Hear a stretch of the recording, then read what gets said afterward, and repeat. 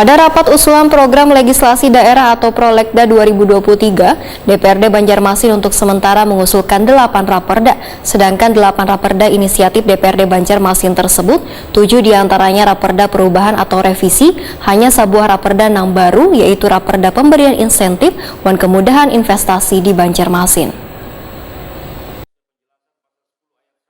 Pada rapat usulan program legislasi daerah atau Prolegda 2023, DPRD Banjarmasin untuk sementara mengusulkan 8 raperda. Sedangkan 8 raperda inisiatif DPRD Banjarmasin tersebut, 7 diantaranya raperda perubahan atau revisi, hanya sebuah raperda yang baru, yaitu raperda pemberian insentif uang kemudahan investasi di Banjarmasin. Wakil Ketua Bapemperda DPRD Banjarmasin Siti Rahimah Takuni Prima TV Jelang Tengah hari Senin 3 Oktober 2022 memudahkan rapat Bapemperda DPRD Banjarmasin ini dihadiri bagian hukum Dewan Wan Setdako Banjarmasin. Dalam rapat ini, kadang hanya Dewan Banjarmasin yang mengusulkan raperda, namun pemerintah Kota Banjarmasin pun mengusulkan 15 raperda.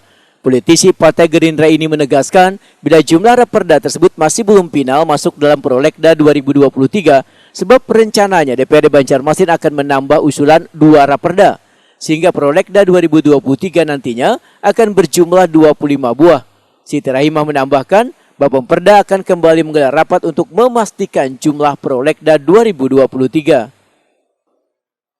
Dari DPRD sementara masih 8. Kemungkinan bisa bertambah atau juga tetap 8, tapi itu masih bisa dijaring menurut bagian hukum. Kalau dari Pemko ada sekitar 15 kurang lebih. 15 raperda bulan. 15 ini bahasa pulang nggak kita rapatnya ibaratnya gitu Bu?